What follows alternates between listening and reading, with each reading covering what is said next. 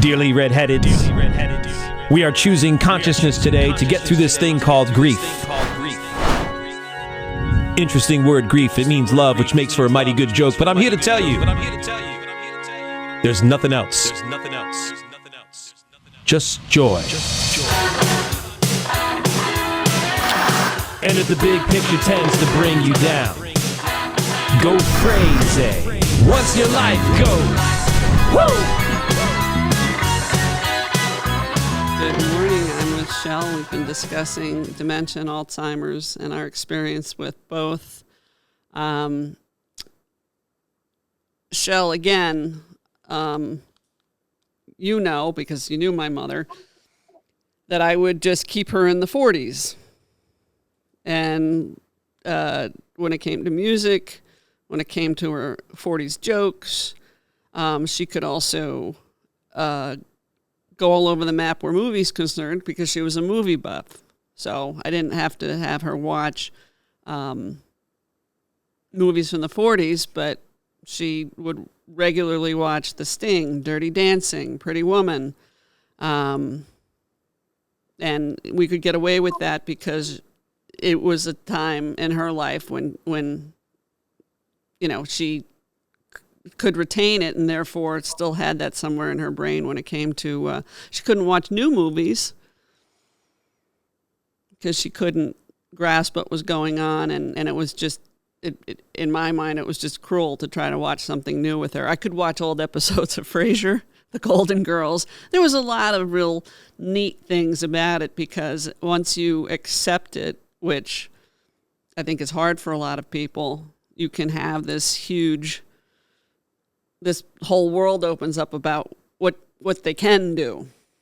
But I think it's hard for people to get there, especially a child, because, you know, you become the parent and the resentment starts. I found the dementia and Alzheimer's easier than the physical pain and the physical problems.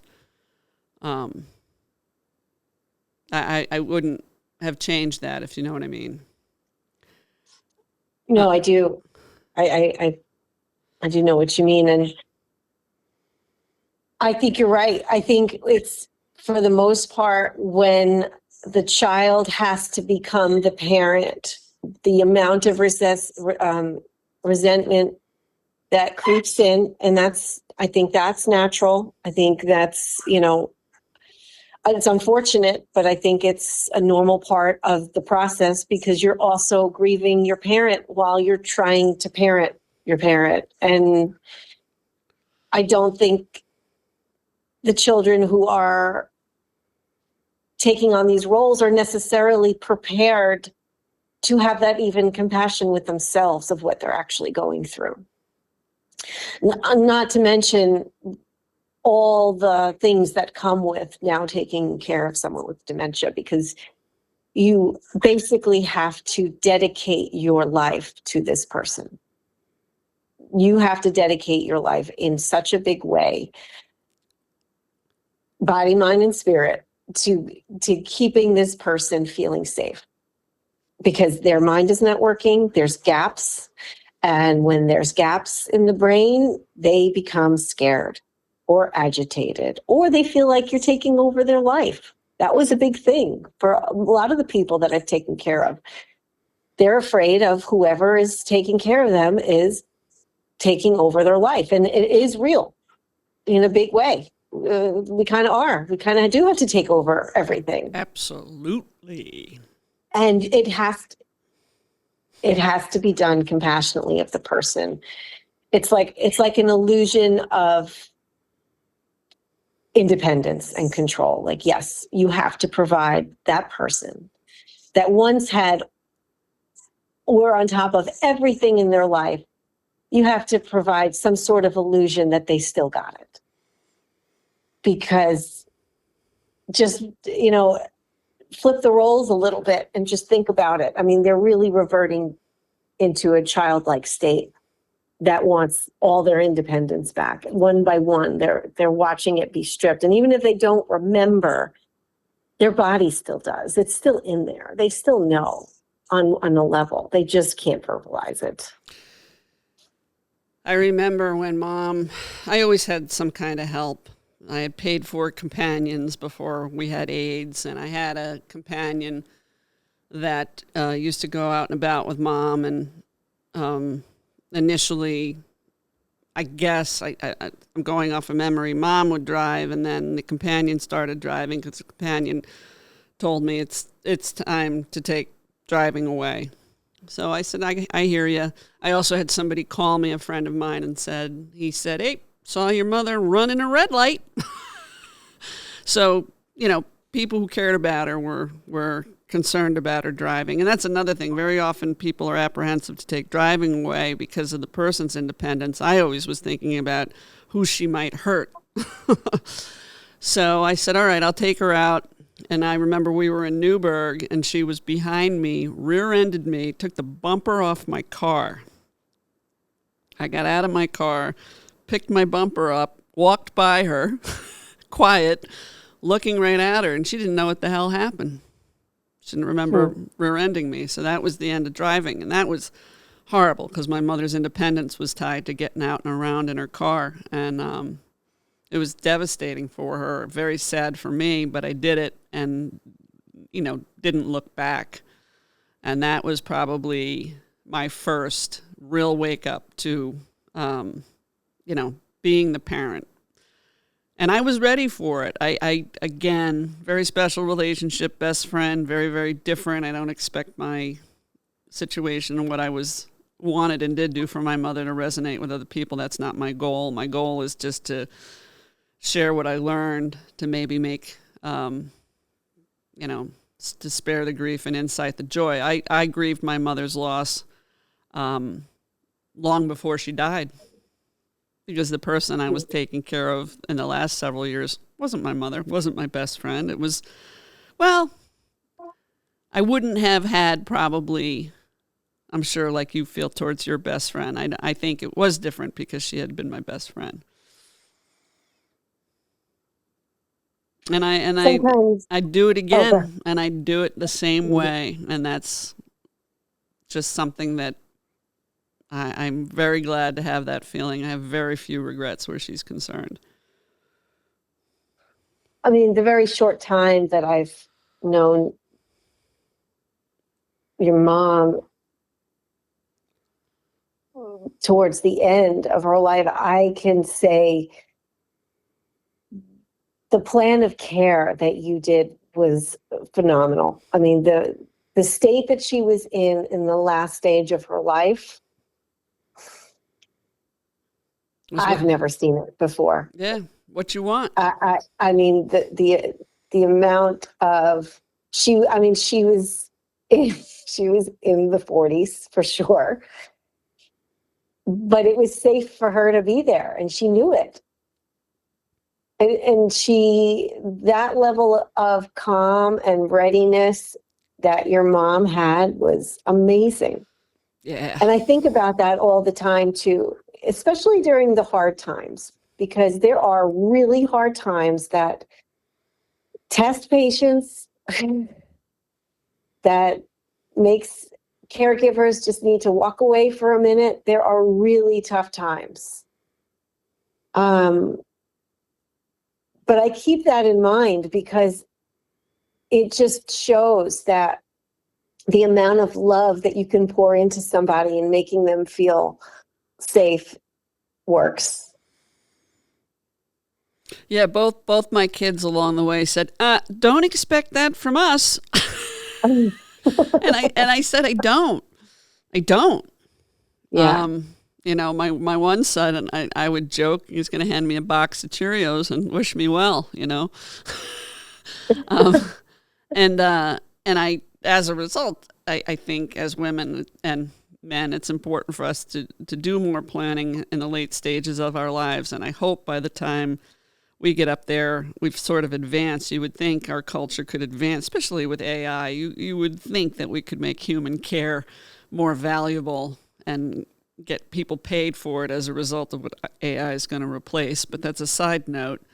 What I wanted to say about my mom was, and I've said it before, and I don't know if I've ever said it to you, I really thought, and I'm ignorant, so when I say this, it wasn't like a plan and plotted, but I wonder what her brain would have looked like under a scan, and I wonder how different it would be based on having good care. Like the brain would reflect the difference due to activity or inactivity and stuff I'm ignorant about. But I just think she was and I should write about it, just because for those who are on the journey and want to be fully vested without resentment. I mean, I was, for whatever reason, and maybe it's because I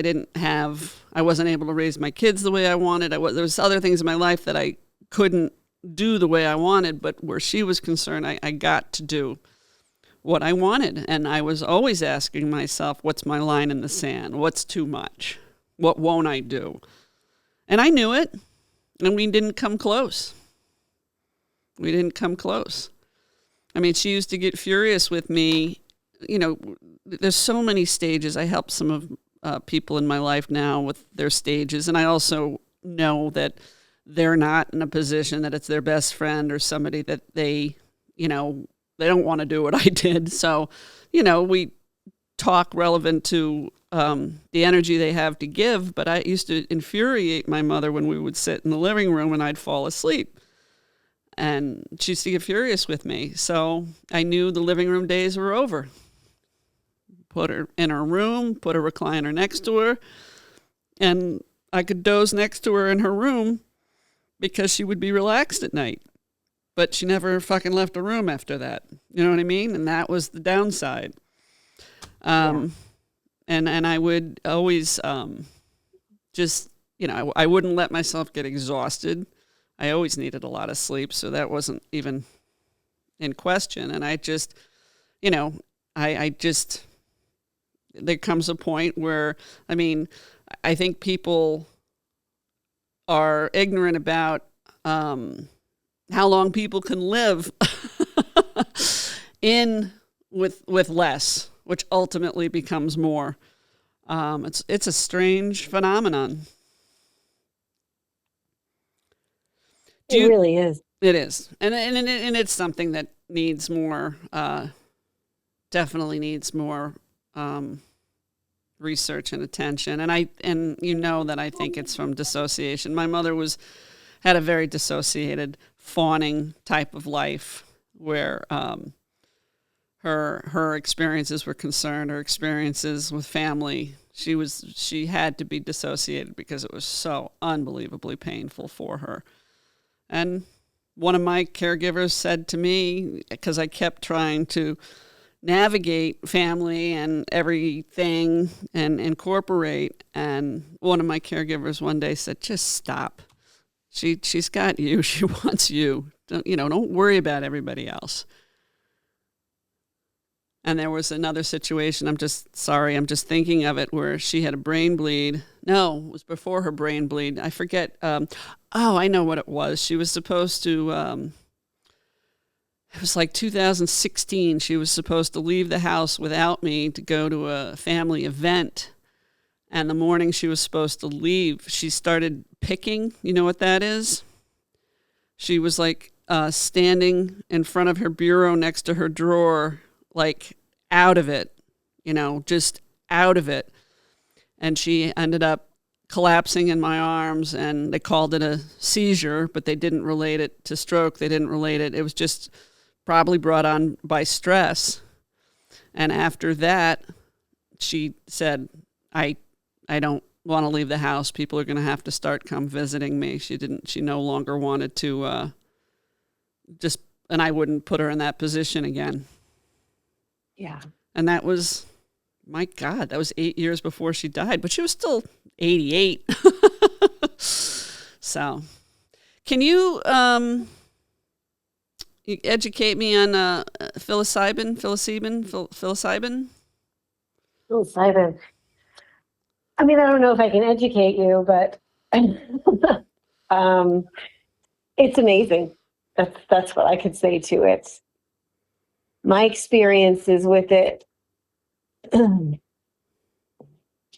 it feels like the way I could describe it visually is that,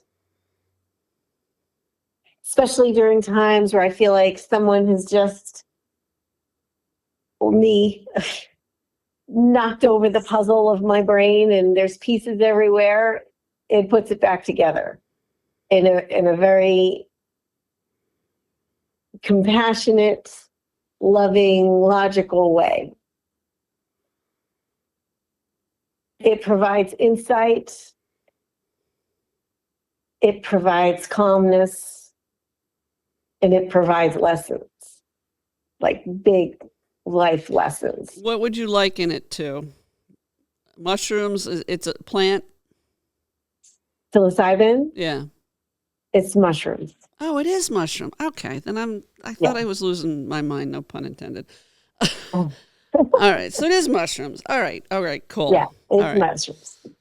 Mushrooms, and they're amazing. Mushrooms will save the world. But So it's more of a feel that psychedelic experience? it is a psychedelic experience, yes. I personally have taken it in doses so I can have a full psychedelic experience. And I've also taken it in the microdosing experience where it's very little, just enough to barely feel it, to be honest, but it still is so powerful. I would like to see this introduced to people with dementia for study, because psychedelics, plant medicine is so amazing. Spoken like a stoner, I know, but it really is so incredible when it's used with intention. And I think it could help ease a lot of pain of the unknown for these people. A lot of people, even if they don't have dementia, there comes a state where they're afraid because they know that they're at the end and they don't know what's coming. And there could be a lot of fear associated with that crossing over point. And I believe that this would ease that. Having a psilocybin experience, I think they'll be able to lean into it instead of fearing it. Yeah, I don't think morphine. I think morphine adds to the fear. I think so too. I don't get it, and that's based on what my mom was able to convey. Like it may relieve the pain in the body, but at that point, aren't we more interested in the mind? Right. We should be more interested in the mind and what's still there and what they can access to if they're given these plant medicines. Just for speaking on myself, the things that I was able to access within myself that I haven't touched part of those parts of my brain from being dissociated from the things that I went through in my life. Having experiences with plant medicine was able for me to go through that pain without feeling the pain. I was able to think on it and reflect and tap into parts of it that I never would have been able to do without it. I'm certain of that. Yeah, and you and I have talked about, I had psychedelic experiences on THC and didn't know it. And then when I learned what I was having, it connected the dots, and it's something I don't seek out, not because it wasn't powerful and clarifying, just because I can ascend to that place now without substance. And I will also say that I think it had a lot to do with trauma, dissociation, and what my brain was capable of. I remember when I overdrank, and overdrinking to me was 3 to 6 cocktails an evening. That was my superpower, to help me rationalize and make sense of things, which makes sense in a dissociative brain. But it was also what built up my tolerance, no pun intended, for mistreatment and abuse, which just is, in retrospect, it just astonishes me that, I'm sorry, my phone is ringing. It totally distracted me. It almost encouraged me to stay in the cycle because it's what my brain knew.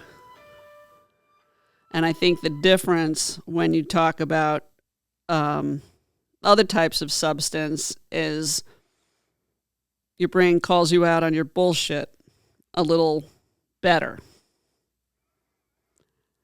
And I don't know if I made that point well.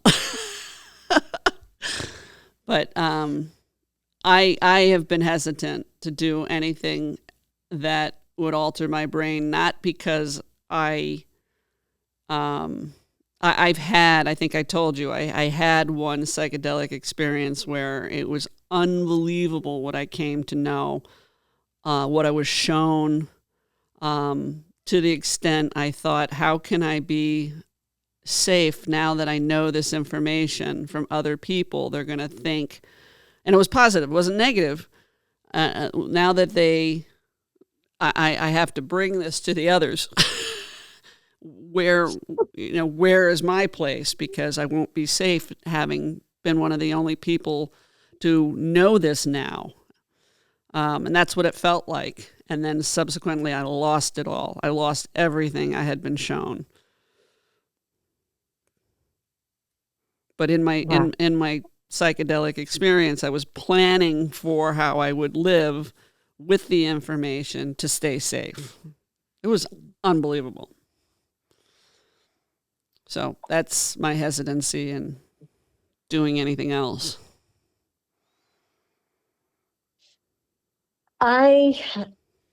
It's very, when I partake, it's very spiritual. I prepare myself, mind and body, going into it. When I don't, and I have times when I don't, I feel the difference. It brings a lot more anxiety to it. When I say I prepare myself, mind and body, I mean, like, I make sure I'm in a spot, like, concretely, where I'm taking care of myself, of course. But also I meditate before, and I make my intentions clear of what I'm really seeking. And sometimes I'm not seeking anything. I want to get what it's going to give me. Yeah, I try not to have any control over it. And there's been times where it's taken me down dark paths, but I think even those paths are so important because it provides so much insight. They'll say, like, the term, like, a bad trip, but even with cannabis, I have times where if I smoke, I'm a ball, having panic attacks, anxiety attacks, and I have to meditate my way out of it because it's so intense. But it's important because it's showing me something. It's showing me where in my life what I need to address that I may have not want to looked at when I'm in my sober mind going through my day. A lot of times what we know we have to do, we choose to ignore. This brings it out, and it's always been helpful for me. But to get back to the dementia side of it, I think utilized properly with experienced people.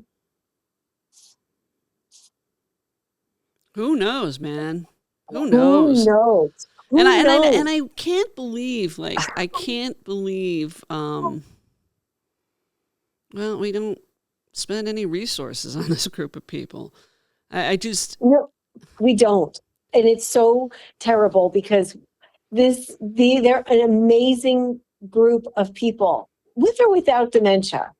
Amen. This was okay. Let's just say this age group of people is so valuable, and we're pushing them out. Well, we've made it harder to take care of ourselves, to take care of children, therefore to care for our parents. So if anybody's the first to go, it's going to be the. I mean, do you remember? And this is a stretch. Whoa, what was his name? It was the 90s. I want to say Ken Dykewall. Do you remember that name? No. He had, and no disrespect, because I know he changed his mind in subsequent years, but the age wave. Are you looking it up? Oh, I thought that's what you were doing. It's not so important, but he predicted a lot more.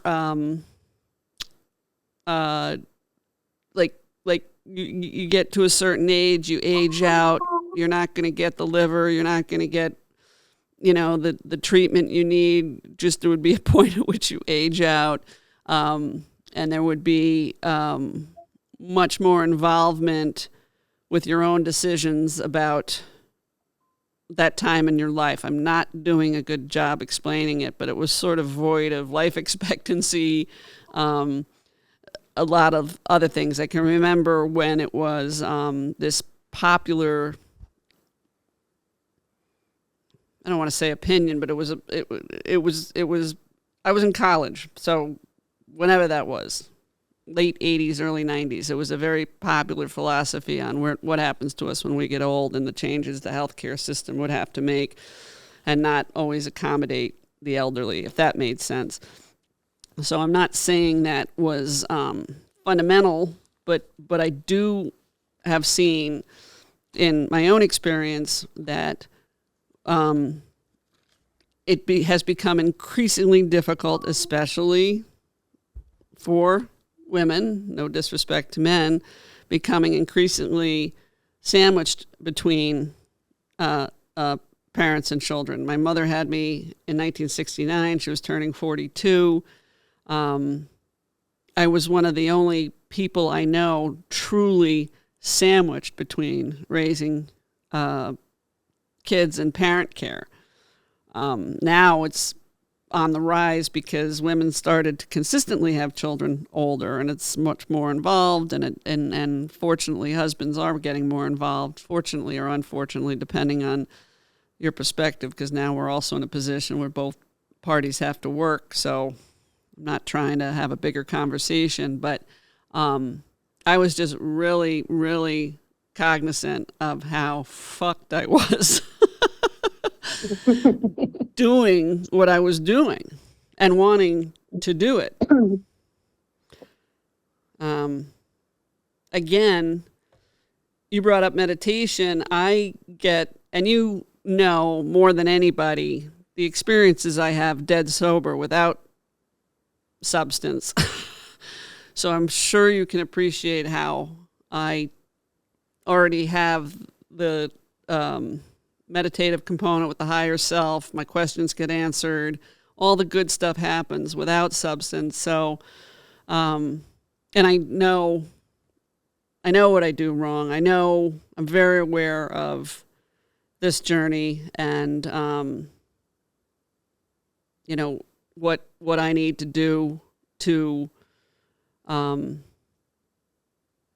embrace multidimensional living. And you and I talked about how hard it is to ascend into the fifth and sixth dimension and carry the weight of the third, which is all the stuff we're talking about.